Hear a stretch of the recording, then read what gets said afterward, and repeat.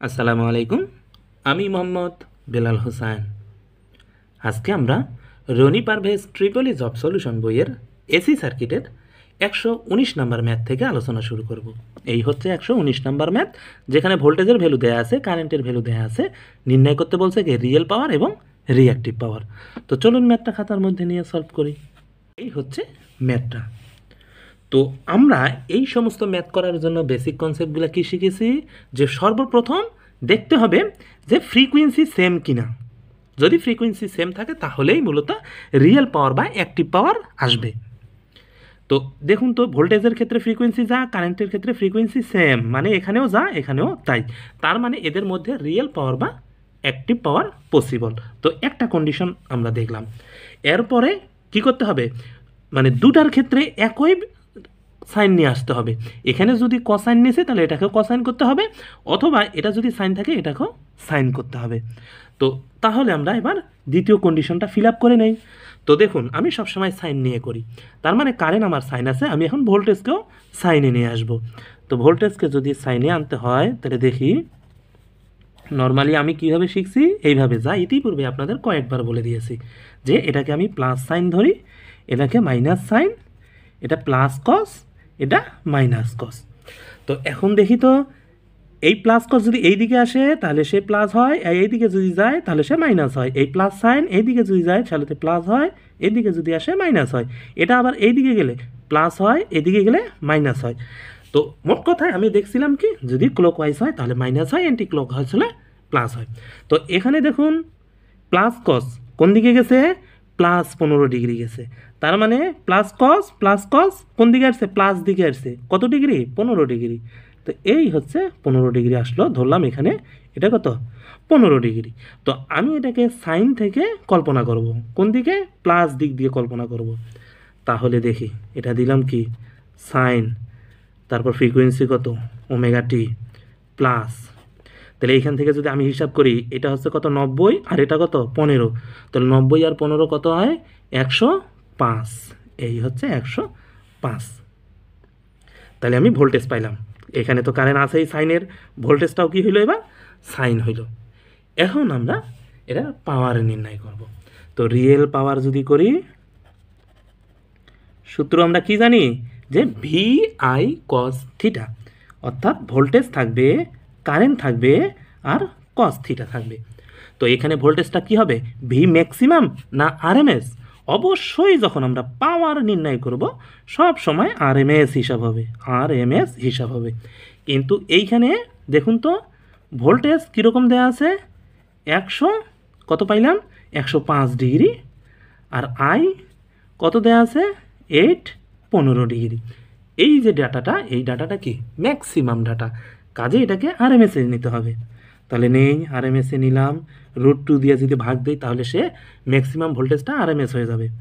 গুণন আই কত, 8√2, এটা কারেন্টটাও আরএমএস হয়ে গেল। এবার আসলো কি কস থিটা, কীরকম হবে, থিটার বৈশিষ্ট্য হচ্ছে যে কি, ভোল্টেজের অ্যাঙ্গেল মাইনাস কারেন্টের অ্যাঙ্গেল। দেখুন, ভোল্টেজের অ্যাঙ্গেল মাইনাস কারেন্টের অ্যাঙ্গেল। তো ভোল্টেজের অ্যাঙ্গেল কত পাইছি, 105, এই যে 105, তাহলে প্লাস 105 ব্র্যাকেট দিলাম, মাইনাস, কোন মাইনাস, সূত্রের মাইনাস। এরপরে কি কারেন্টের অ্যাঙ্গেল, কারেন্টের অ্যাঙ্গেল কত, দেখুন এই যে সাইন আর সাইন, কারেন্টের অ্যাঙ্গেল +15। তাহলে +15 হলে কি, প্লাসে মাইনাসে মাইনাসে হচ্ছে 15। অর্থাৎ এখন যদি এটা ক্যালকুলেশন করি তাহলে উত্তর আসে, উত্তরটা এইরকম আসে, এটা একটু ভাগ করে নেই। তো উত্তরটা আসে কত, এটা করলে হয় 2, তাহলে 102 গুণন 8 কস, এটা ক্যালকুলেশন করলে কত, 90। তো কস 90 ডিগ্রি মানে কি, 0। তো যেহেতু 0, তার মানে পুরো ডাটাটা এবার 0 চলে আসতেছে। তার মানে এখানে রিয়েল পাওয়ার কত, 0 ওয়াট, এটাই উত্তর। এখন এটা রিঅ্যাক্টিভ পাওয়ার নির্ণয় করতে বলছে। তো রিঅ্যাক্টিভ পাওয়ারের সূত্র আমরা কি, সূত্র তো ওই যে যেরকম, এটা কি রিঅ্যাক্টিভ পাওয়ার, এটাও কি ভি আই সাইন থিটা। এবার কারণ হচ্ছে কি, রিয়েল পাওয়ারের ক্ষেত্রে কস থিটা হবে, রিঅ্যাক্টিভ পাওয়ারের ক্ষেত্রে সাইন থিটা হবে। তাহলে সাইন থিটা বসাইলাম। এটাও কি আরএমএস, এটাও কি আরএমএস। তাহলে এটার আরএমএসের ক্ষেত্রে কত, 100/√2, আবার এটার ক্ষেত্রে কত, 8/√2, আর সাইন থিটা কী হবে ভোল্টেজের অ্যাঙ্গেল গুণন বিয়োগ কারেন্টের অ্যাঙ্গেল। তো ভোল্টেজের অ্যাঙ্গেল 105, কারেন্টের অ্যাঙ্গেল 15, তার মানে সাইন এটা দিয়ে বিয়োগ করলে সাইন 90 ডিগ্রি, সাইন 90 ডিগ্রি মানে 1। তো এটা ক্যালকুলেশন করলে এটা হচ্ছে কত 4 অর্থাৎ 400। 400 কি VAR রিঅ্যাক্টিভ পাওয়ার, এর একক হচ্ছে কি ভার। তো এটা হচ্ছে উত্তর। এই আমাদের 119 নাম্বার ম্যাথ শেষ। 120 নাম্বার ম্যাথটাও সেম রকম। এখানে একটা সাইন একটা কসে আছে, আপনারা হয় কসকে সাইনে করবেন নতুবা সাইনকে কস করে একই রকম করে 120 নাম্বার ম্যাথটা সলভ করবেন।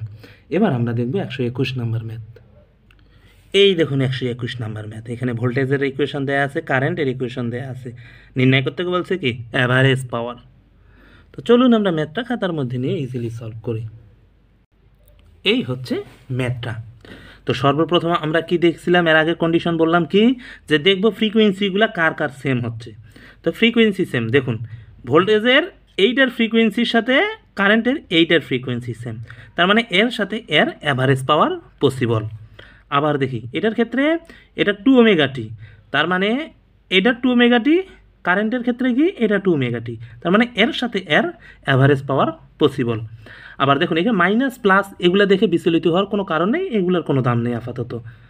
তো এটা হচ্ছে কি 3 ওমেগা টি, এটার ক্ষেত্রে দেখুন 3 ওমেগা টি, তার মানে কি এইটার সাথে এইটার অ্যাভারেজ পাওয়ার হবে। তো এর অ্যাভারেজ পাওয়ার, এর অ্যাভারেজ পাওয়ার, এর অ্যাভারেজ পাওয়ার, তিনটা যোগ করলে টোটাল অ্যাভারেজ পাওয়ার পাবো। তো চলুন করি। আর এটা গেল কিন্তু প্রথম কন্ডিশন। আরেকটা কন্ডিশন ক্ষেত্রে কী লক্ষ্য করতে হবে, দেখতে হবে যে এই যে সাইনগুলো সব একই কিনা। তো এটা কি এটা সাইন, এটারটার এটার সাথে যেহেতু হচ্ছে এটার কি এটারও সাইন, এটা সাইন, এটাও কি সাইন, এটারটা সাইন, এটারটাও সাইন, তার মানে আমার এখানে সাইন থেকে কস, কস থেকে সাইন করতে হচ্ছে না। তো এখন আমরা অ্যাভারেজ পাওয়ার ফেলাবো সরাসরি। তো পাওয়ার কি এটা অ্যাভারেজ পাওয়ার, তাহলে এটাকে আরএমএস করতে হবে। আমাদের সূত্র তো আমরা জানতামই কি সবসময় আরএমএস করতে হবে পাওয়ার নির্ণয় করতে গেলে। তাহলে এটা করি 20/√2 ভোল্টেজ গেল। এবার কারেন্ট 6/√2।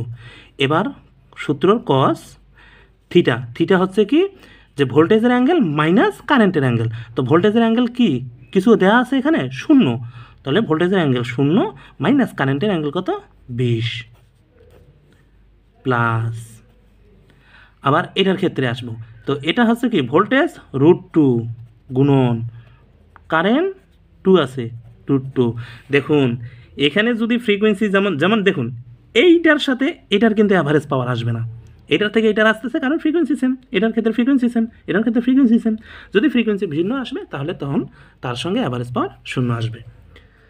গুণন কস, এটার ক্ষেত্রে অ্যাঙ্গেল কত 0, এটা তাহলে 0 মাইনাস মানে ভোল্টেজের অ্যাঙ্গেল মাইনাস কারেন্টের অ্যাঙ্গেল, কারেন্টের অ্যাঙ্গেল প্লাস আবার কত 10 কি √2 গুণন এটা কত, এখানে কিছু ভ্যালু নাই, তার মানে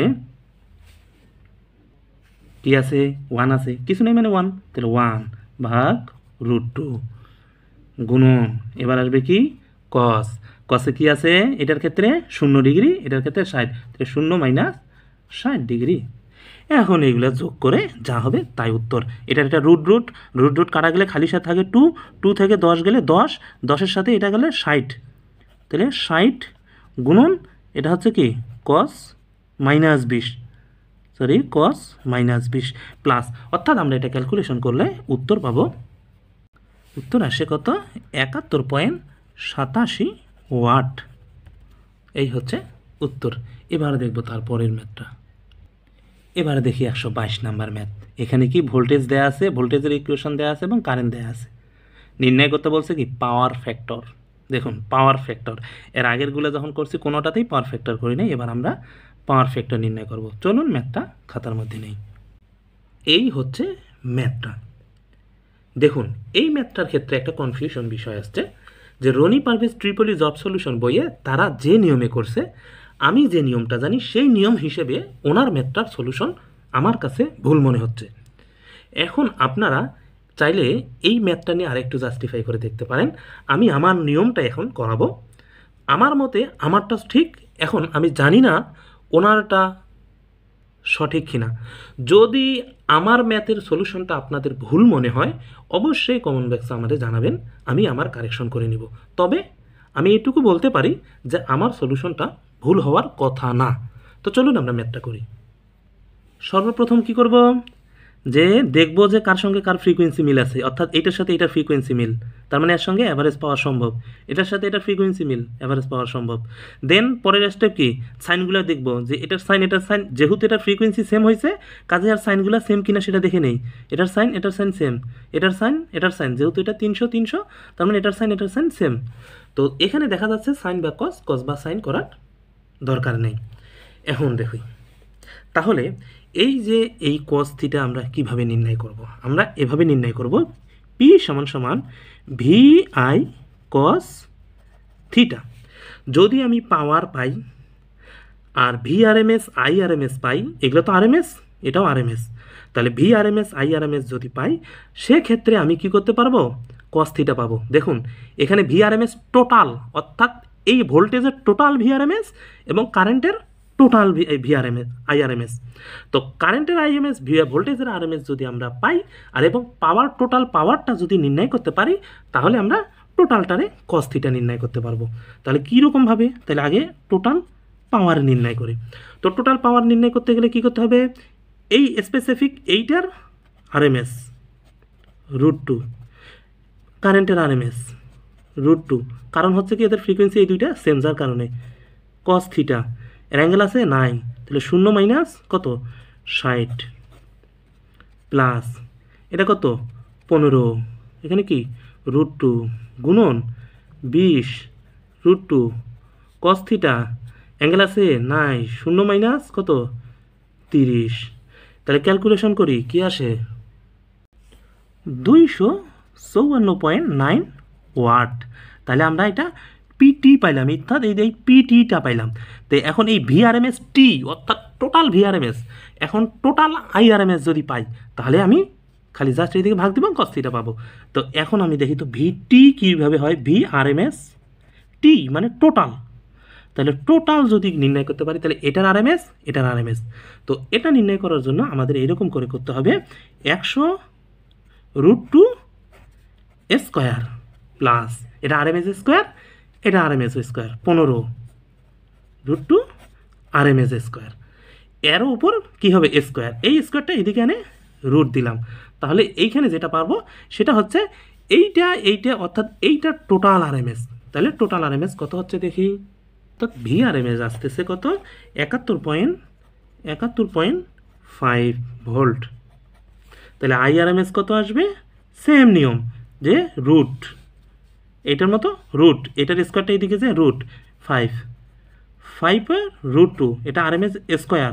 দেখুন এইভাবে হচ্ছে কেন, কারণ হচ্ছে কি যে এইটার ফ্রিকোয়েন্সি আর এটার ফ্রিকোয়েন্সি ভিন্ন, যদি একই লাইনের ফ্রিকোয়েন্সি ভিন্ন হয় তাহলে আরএমএস নির্ণয় করতে হবে এই নিয়মে। আর যদি এটার ফ্রিকোয়েন্সি আর এটার ফ্রিকোয়েন্সি সেম হইতো তাহলে সরাসরি যোগ করতাম। তো যেহেতু এটার ফ্রিকোয়েন্সি ভিন্ন এটার ফ্রিকোয়েন্সি ভিন্ন, তো আরএমএস এইভাবে নির্ণয় হবে। দেন এটা কত 20√2 স্কোয়ার, তাহলে ক্যালকুলেশন করলে